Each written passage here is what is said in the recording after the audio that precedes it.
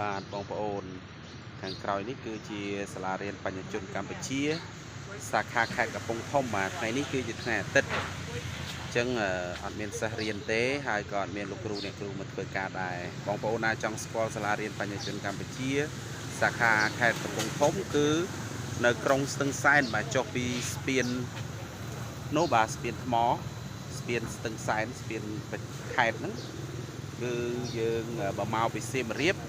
យើងមកដល់គល់ស្ពានចុះខាងស្ដាំដៃមកបាទធ្វើដំណើរតាមនេះមកគឺនឹងឃើញហើយបាទអាគារខ្ពស់ហើយមើលពីខាងជ្រុងខាងណាក៏ឃើញសាលារៀនបញ្ញាជនកម្ពុជាសាខាខេត្តកំពង់ធំដែរហើយរដូវនេះទឹកនៅច្រើននៅឡើយទេបងប្អូននេះ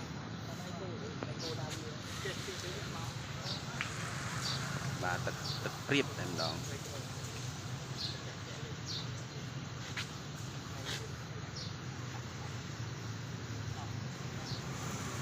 បាទថ្ងៃនេះគឺជាថ្ងៃទី